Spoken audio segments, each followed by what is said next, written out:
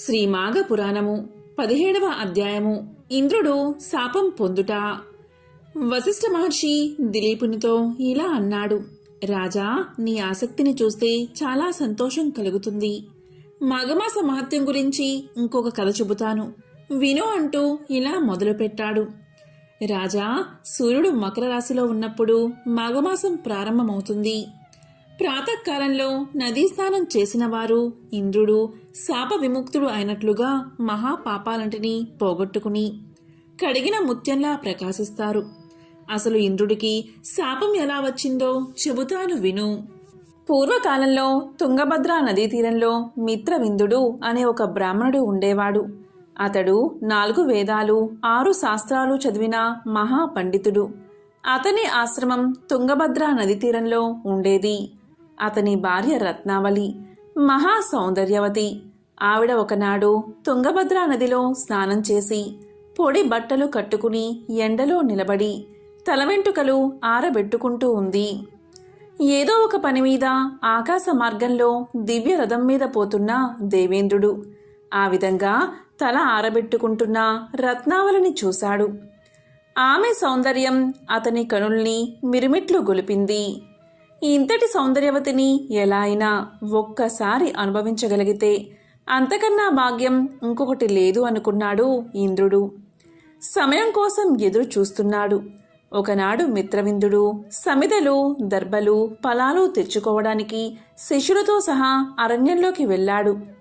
ఆ సమయం చూసి ఇంద్రుడు ఆశ్రమంలో ప్రవేశించాడు.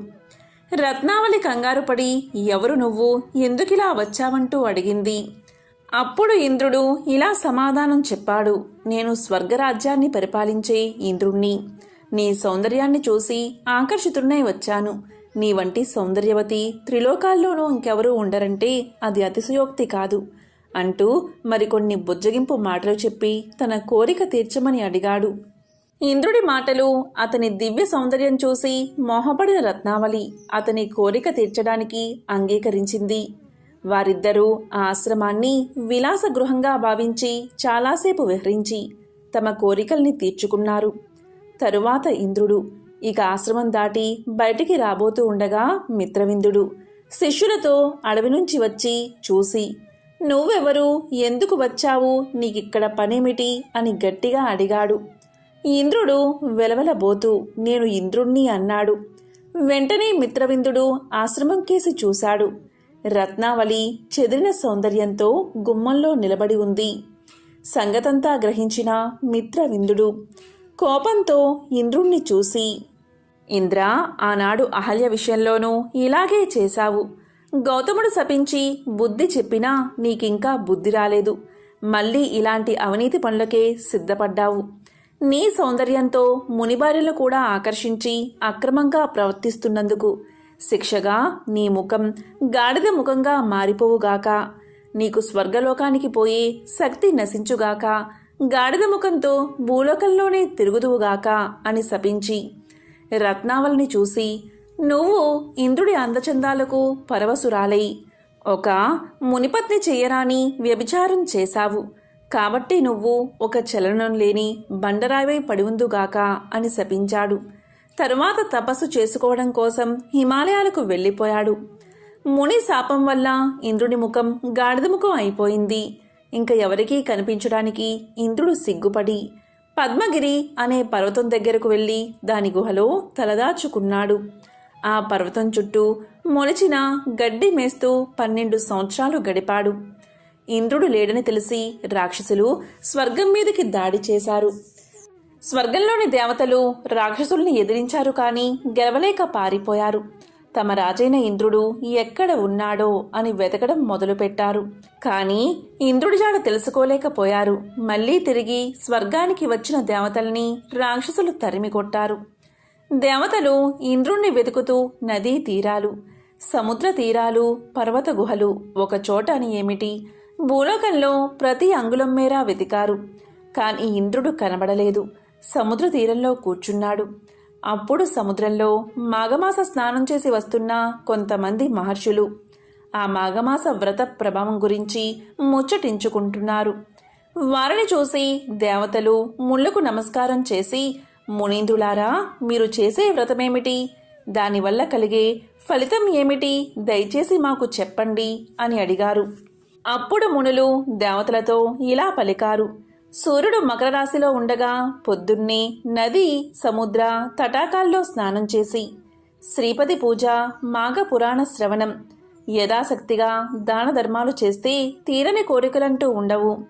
గోదానం, ఆబోతును అచ్చుపోసి వదలడం, తిలదానం, వస్త్ర కంబల దానం, స్వయంపాక దానం, బ్రాహ్మణులకు అన్నదానం ఇవన్నీ చేసేవారికి వైకుంఠం అరచేతిలోకి వచ్చినట్లే అని చెప్పగా విని దేవతలు తాము కూడా సముద్ర స్నానం చేసి వాసుదేవుణ్ణి పూజించారు. అప్పుడు వారికి విష్ణుమూర్తి ప్రత్యక్షం కాగా ఇలా స్తుతించారు. శ్రీ లక్ష్మీనారాయణ జనార్దన, నువ్వు లోకాలకే గురుదేవుడివి, వేద వైద్యుడివి, 4 ముఖాలు గల బ్రహ్మదేవుడు కూడా నిన్ను పూర్తిగా తెలుసుకోలేడు అంటే మాలాంటి అల్పులం ఎలా తెలుసుకోగలం? నీ మహిమ నీకే సంపూర్ణంగా తెలియాలి. కానీ మాకేమీ తెలుసును? నువ్వే బ్రహ్మాది దేవతలను, మానవులను, దానవులను అందరినీ సృష్టించిన వాడవు. అన్ని లోకాలను సృష్టించిన వాడవు నీవే, పోషించే వాడవు నీవే, చివరికి నీలో కలుపుకునే వాడవు నీవే. ధ్రువుడు, ప్రహ్లాదుడు, నారదుడు, ఉద్ధవుడు మొదలైన మహాజ్ఞానులే నిన్ను తెలుసుకోగలరు.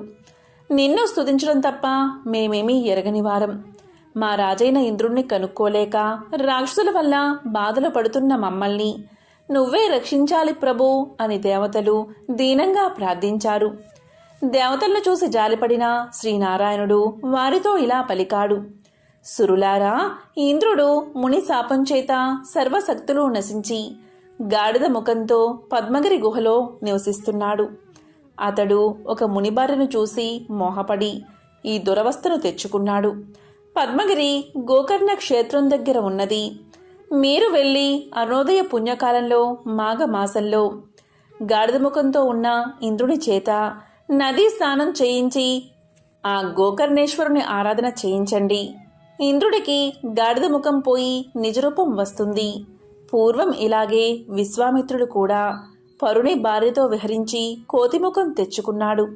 అతను కూడా మాఘవ్రతం చేసి తన కోతి ముఖాన్ని పోగొట్టుకున్నాడు అని చెప్పగా విని దేవతలు ఆ దేవుడికి సాష్టాంగ నమస్కారం చేసి సెలవు తీసుకుని ఇంద్రుడు ఉన్న చోటును వెతుక్కుంటూ బయలుదేరారు. శ్రీ మాఘ పురాణము 17వ అధ్యాయము సంపూర్ణం.